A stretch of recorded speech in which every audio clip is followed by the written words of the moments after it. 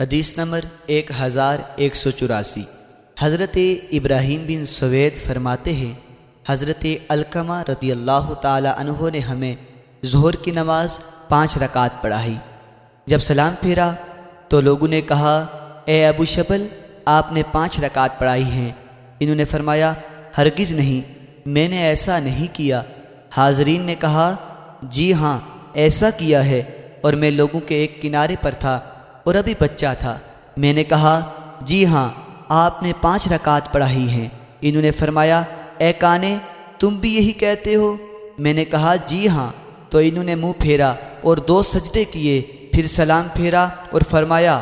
حضرت عبداللہ رضی اللہ تعالی عنہ فرماتے ہیں، رسول اکرم صلی اللہ علیہ وسلم نے ہمیں 5 رکعت نماز پڑھائی۔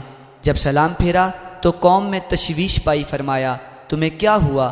عرض کیا، یا رسول اللہ صلی اللہ علیہ وسلم، کیا نماز میں اضافہ ہو گیا ہے؟ آپ نے فرمایا، نہیں۔ انہوں نے عرض کیا، آپ نے 5 رکعت پڑھائی ہیں۔ تو آپ نے رخ تبدیل کیا، پھر 2 سجدے کیے اور سلام پھیرنے کے بعد فرمایا، میں بھی انسان ہوں، بھول جاتا ہوں جس طرح تم بھولتے ہو۔ ابن نمیر راوی نے اپنی حدیث میں یہ اضافہ کیا کہ جب تم میں سے کوئی ایک بھول جائے تو 2 سجدے کرے۔